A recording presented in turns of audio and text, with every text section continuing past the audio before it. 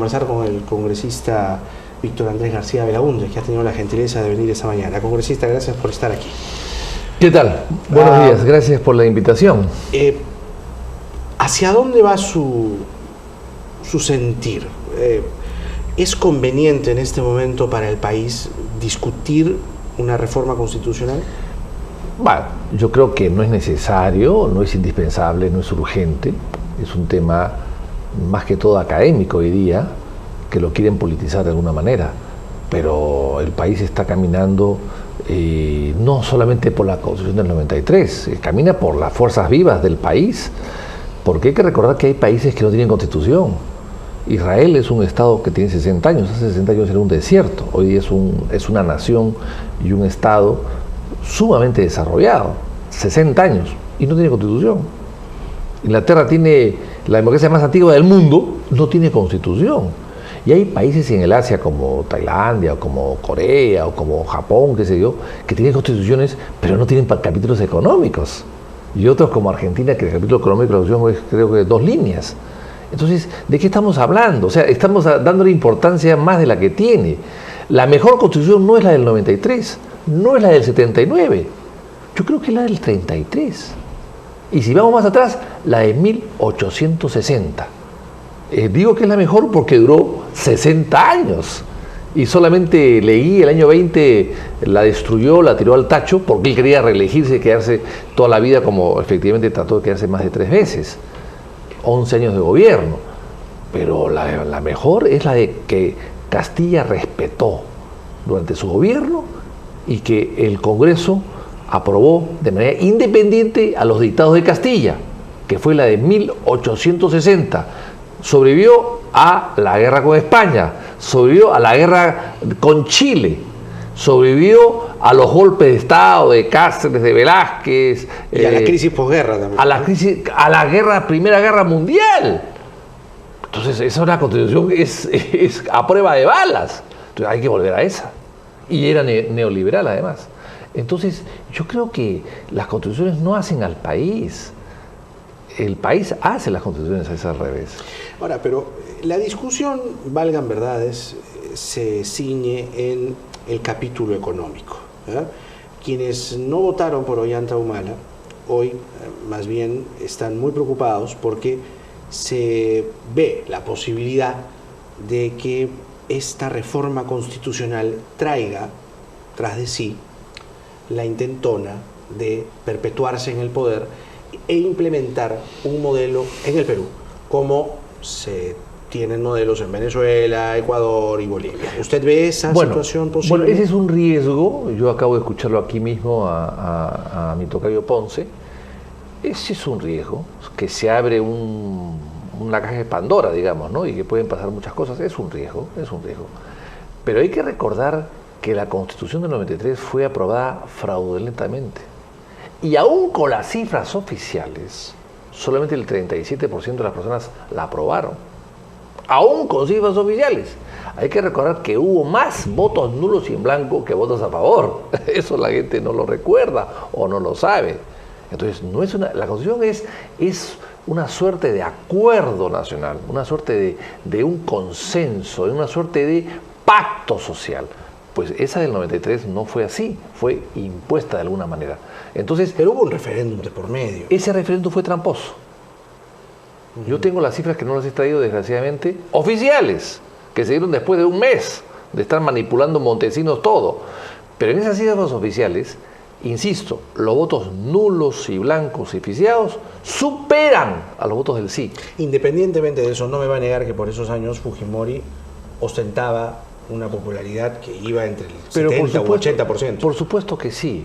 El golpe le dio popularidad, y más que el golpe, acto de seguido después, la caída de Abimael le dio una gran popularidad. Y aún así, solamente el 37% de los peruanos votaron a favor de esa constitución. Aún así, no es pues como la constitución española o la francesa de la Quinta República, que se aprobaron con 90-80% de aceptación. Acá no, acá veo 37%. Entonces, es una constitución pues muy endeble finalmente, ¿no? Ahora, es cierto que la del 93 tenemos ya 19 o 18 años vigente con ella, y eso le da cierta legitimidad. Y además gobiernos sucesivos que se han transmitido... El modelo económico se sostiene en esa Constitución. Pero el modelo económico creo que hay que retocarlo precisamente, porque hay que recordar que de 24 departamentos, 14 han mejorado y 10 no. 14 se ha superado la pobreza. 14 los índices de pobreza han disminuido y han subido los índices de desarrollo. Pero hay 10 que no. Entonces el país está mejorando, pero en un lado y el otro lado no. Entonces algo está mal también. Y finalmente hay contratos ley que me parecen vergonzosos. Y además contratos que se modifican con adendas y nadie sabe cómo ni dónde.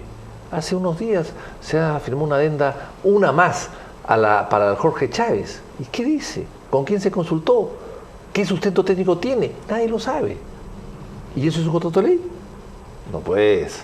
Entonces no es posible que los malos funcionarios, y a veces muchos corruptos de ellos, firman contratos que se convierten en ley.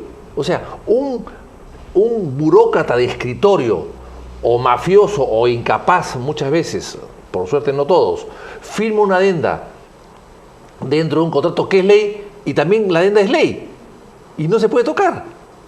No, pues, no me parece que sea justo.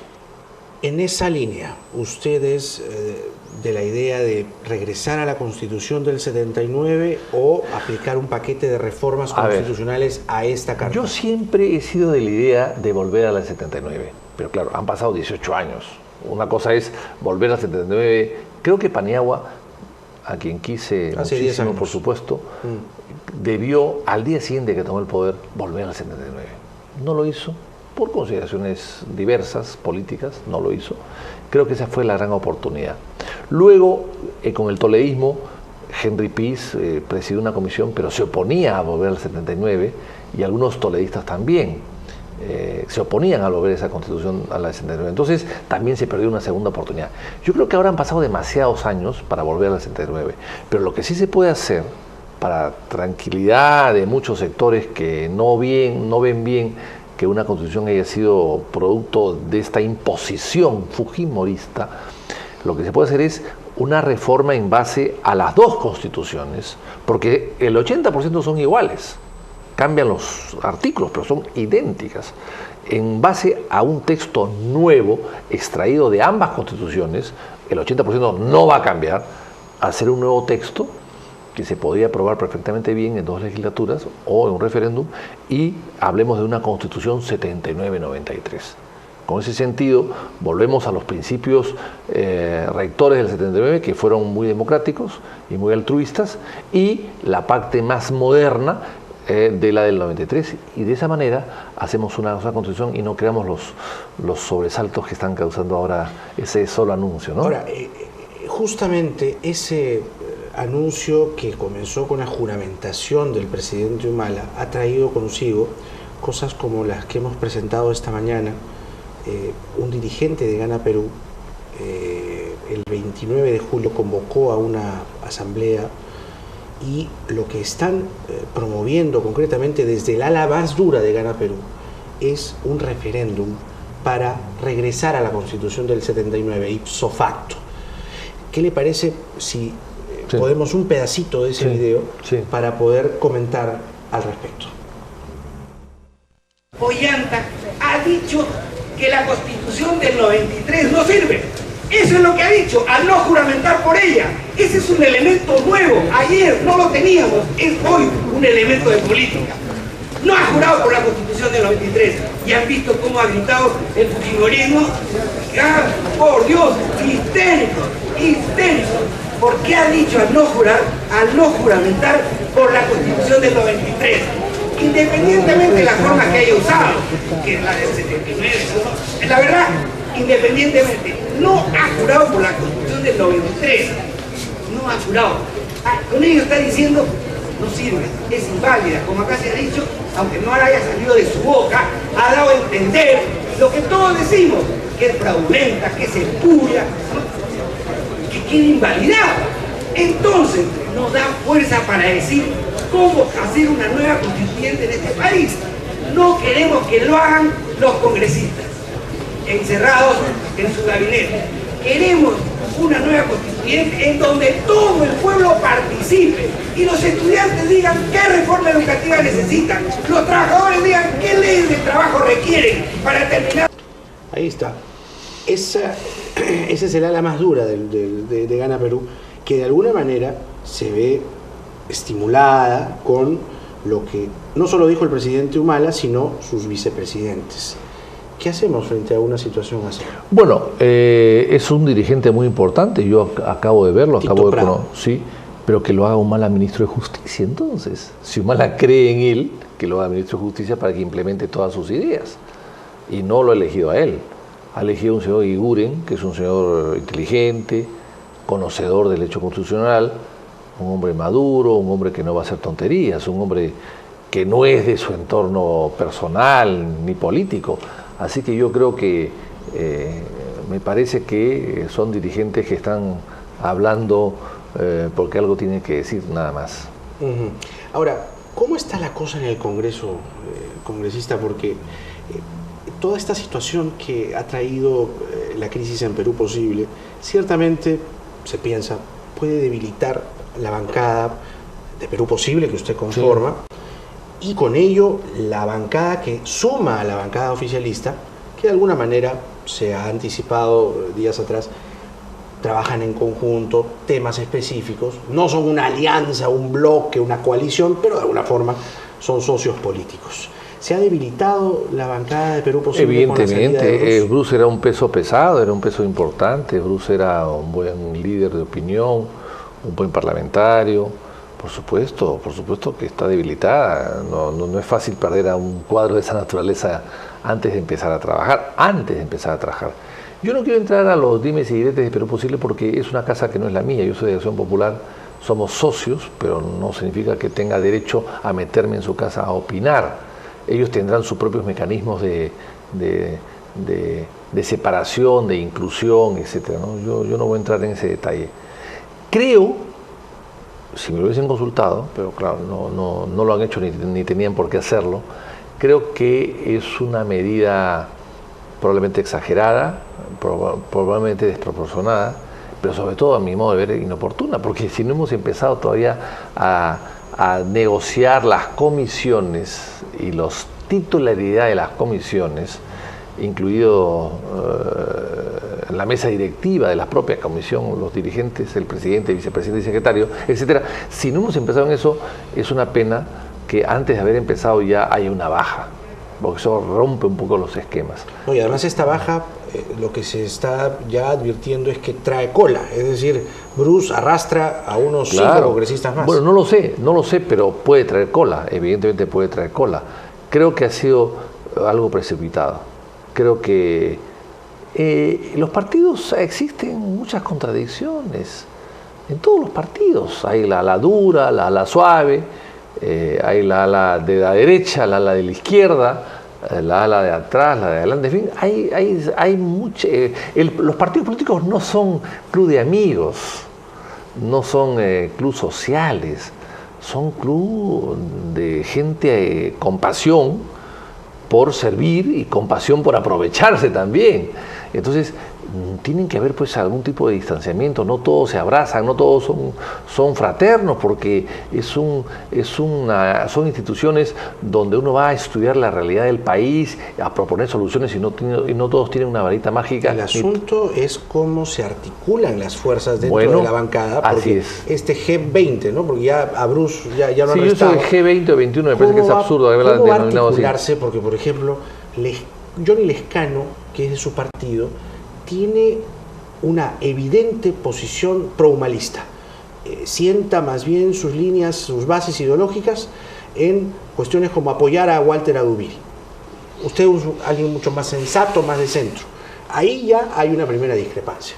Bueno, claro que sí hay discrepancias, pero finalmente nos ponemos de acuerdo y tenemos un solo objetivo y un solo destino y un solo camino. Hay discrepancias en el camino, tiene que haberlas. Además, evidentemente, en el caso de Adubiri, Lescano ha tenido una posición importante que yo no critico porque hay que conocer la problemática de Puno para poder estar en sus zapatos y saber cuál es la solución adecuada y cuáles son los problemas y los antecedentes que han llevado a ese pero problema. se pateó el Estado de Derecho de una forma sí, probablemente, exagerada, ¿no? probablemente, pero en todo caso, cuando hablamos de tu región, el punto de vista de la persona que viene de la región no necesariamente tiene que coincidir con el punto de vista de la persona que está en Lima, en la capital, en el epicentro de la política. Totalmente de acuerdo. Entonces son realidades diferentes. Totalmente Entonces de acuerdo, hay que ser comprensivo. Ponerse ahí casi de atajafiscales. Bueno, pero ahí el tema no solamente es de él, ¿eh? Ahí el tema es de la policía que no interviene. La policía que se muere de miedo de intervenir cuando hay un congresista que está al lado. No, pues, lo interviene igual. Pero ahí entramos a la historia del huevo o la gallina. ¿Quién es? ¿El congresista que se pone ahí o la policía que tiene miedo? Pero yo creo, es como un congresista pues que no te arresta porque estás borracho y atropellas. No, la obligación es cumplir con la ley, independientemente de quién esté de por medio. La policía tiene que... Lo que pasa es que la policía lo que no puede hacer es cometer una injusticia con un particular y menos con un congresista. Pero si se trata de justicia, de que la ley lo ampara, el policía está amparado por la ley para arrestar o para intervenir a una persona con o sin congresista al costado. El problema es que ahí no intervinieron, pero más allá yo creo de que ahí eso, la policía un poco que se cohibió, sí. Y eso está mal, ¿Quién lidera el G20? Bueno, es una bancada que tenemos una vocera que es muy simpática, además, muy guapa, muy inteligente. Y nada, todos somos ahí entusiastas de la labor parlamentaria. Yo creo que hay que liderarlo a base de acuerdos, ¿no? Pero siempre se necesita un líder, usted lo sabe. Sí, es mejor que tenga siempre que alguien marque el paso o que alguien tenga ideas frescas y que podamos compartir todos. Pero eso se sabrá en el trabajo parlamentario, ¿no? Además, yo creo que hay liderazgos de acuerdo a temas, ¿no? Por ejemplo, temas de defensa del consumidor, temas de fiscalización o salud, educación, tendrá que liderar algo que tenga conocimientos exactos de esos sectores del Estado y él automáticamente se va a convertir en un líder. Usted puede ser un líder, no sea modesto. Bueno, encantado yo en serlo, pero en todo caso no tengo vocación quizás, decisión de liderar nada porque es un grupo variopinto de varios partidos políticos, Acción Popular, Somos Perú, Perú Posible, y los movimientos regionales, cada movimiento regional que hay representado, el de Arequipa, el de Puno, el de Loreto, son líderes locales importantes que tienen su propia personalidad. Esta noche se decide el futuro por los próximos 120 días, es probable, de Marta Chávez. ¿Es necesario sancionarla? A ver, yo conozco a Marta Chávez, creo que es una persona importante, capaz, yo le tengo particular simpatía, pero creo que he exagerado, sobre todo que ella ha sido presidenta del Congreso, candidata a la presidencia de la República. ¿Exageró en el tiempo? ¿O exageró en qué? Sí, probablemente en todo, ¿no? En todo. Quizás una pequeña protesta de 1 minuto, 2 minutos no hubiese trascendido tanto, ¿no? Y hubiese dejado su protesta igual. Pero usted conoce las formas en el sí, reglamento además yo soy sancionado. Claro, pero una cosa es... ahí el presidente del Congreso que ponga orden. El presidente también pudo haber llamado al orden y no lo hizo, pudo haber leído el reglamento. Pero claro, ante 14 jefes de Estado, ante 100 delegaciones de todo el mundo, había llegado el presidente de Georgia. Nadie sabe dónde queda Georgia. La gente cree que está en Atlanta. Es una república exsoviética. Correcto. El presidente de Georgia. Y decía, ¿qué es esto? No entendía. Pedía al traductor que le traduzca. Pero no entendía lo que estaba pasando. Eso en Georgia no se ve. ¿Qué es esto? Me están votando a mí, están hablando mal de mí. Es un ruso que está criticando, porque hay un conflicto entre Rusia y Georgia. Entonces, o sea, realmente no se puede hacer eso. Creo que eso le hace mucho daño al Parlamento. Una cosa es actitudes parecidas al calor de un debate, pero acá no hay nada en debate.